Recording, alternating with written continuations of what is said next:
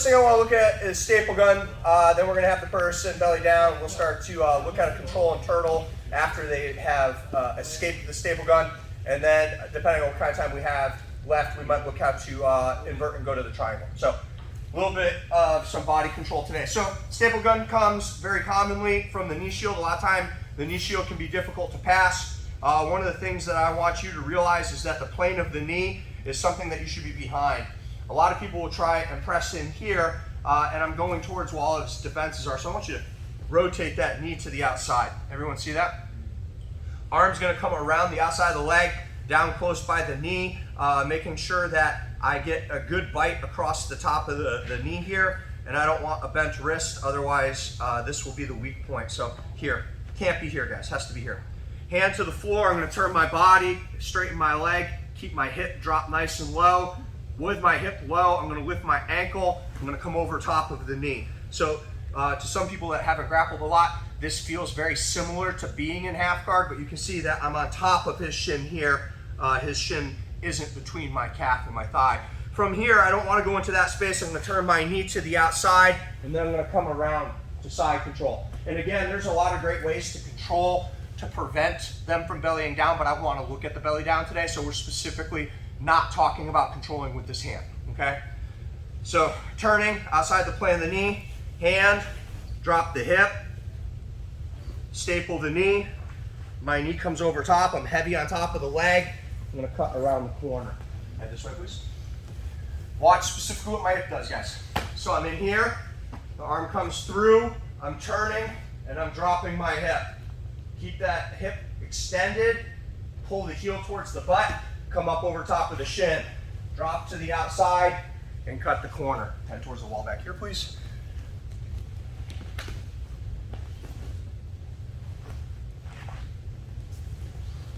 Make sense? This is pretty basic, important for a gi and no gi.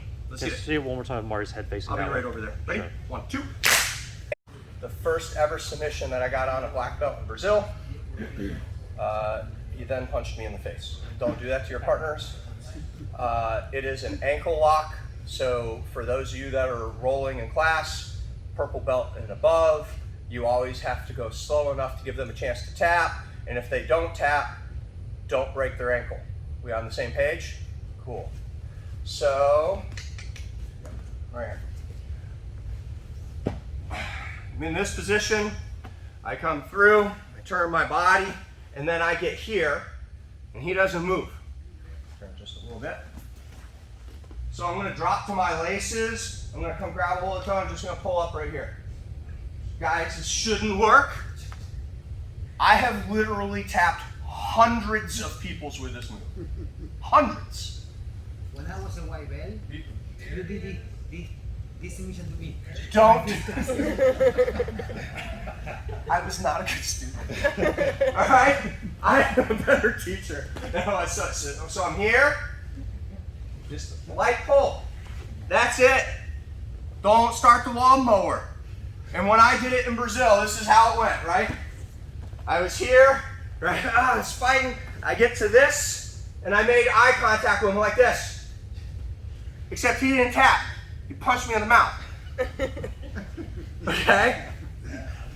Don't punch anyone. White belts don't do this to each other. Practice it right now. And rolling, don't do it. Purple belt, no. Let's get it. 1, 2. Friends. You're going to be the friendless person at jiu-jitsu. So do it to people at other schools. Okay? Alright. So, I'm in this position. He goes to staple, right? And here, I should try and not let him get over the top of that shin, but he gets over top of the shin. I can't stay here. I know that my legs are bound. I'm not going to be able to roll back to guard. And so I am going to turn to turtle. I have to kick out my bottom leg because he's stapled over top of it. And I'm going to drive my knee to the floor. There's not really anything he can do to stop me doing this. Why would I do this? Well, I would do this because I don't want to get my guard passed, but then that will free open that back leg and I can always sit back to guard. I'm not saying stay in turtle, but I'm saying you're going to have to turn your chest towards the floor, and if I stay here, I can get wrist lock, or excuse me, ankle locked. We just worked it, right? Or if I stay in this position, he grabs here, then I'm not going to be able to belly down. I'm going to get crushed. If he grabs here, I'm not going to be able to belly down. I'm going to get crushed. So you have to turn early at the same time as you kick and drop that knee. If you want to leave your shin up on top of the leg, that's okay. And if you want to sit back into guard, that's okay. But I need you to practice bellying down. That make sense? Again, he staples to turtle, back to guard. Make sense? Let's look at this angle right here so you can kind of see what's going on with the legs. Got me? He's stapled. I kick, back to guard. Or you can stay in turtle. It just depends on how hard they drive into you. Typically, when I make someone belly down here, I'm going to jump on their back.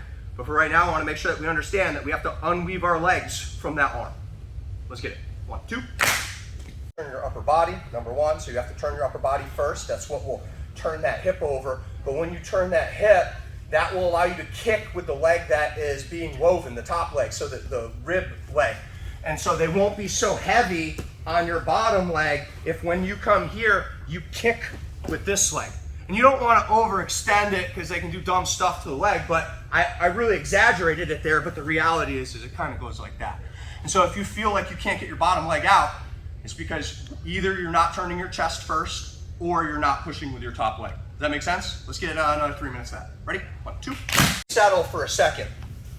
I don't want them to pull up on my ankle, and you'd be surprised on how easy it is to go get it if you don't immediately bail here. So the next scenario is I'm here, he goes and staples, and then he drops that knee over the top of the shin. You can only do this if you don't have your arms controlled. If he's controlling the arm or the collar, you can't do it, right? So my measuring stick comes in, I'm going to lift my butt, then I'm going to roll underneath. Okay? Without Marty, right? So he has my legs stapled. My hand, I go pinky up. I'm going to lift my butt. I'm going to roll my head underneath, and then my legs will rotate my body. Let's look at a couple different angles. So I'm here. He took that knee over. I'm crunching in, control, underneath, straight into the triangle. Different angle. Yes, this will be difficult, but when do we teach it, right, guys? So I'm crunching, underneath, straight into the triangle. One more this way.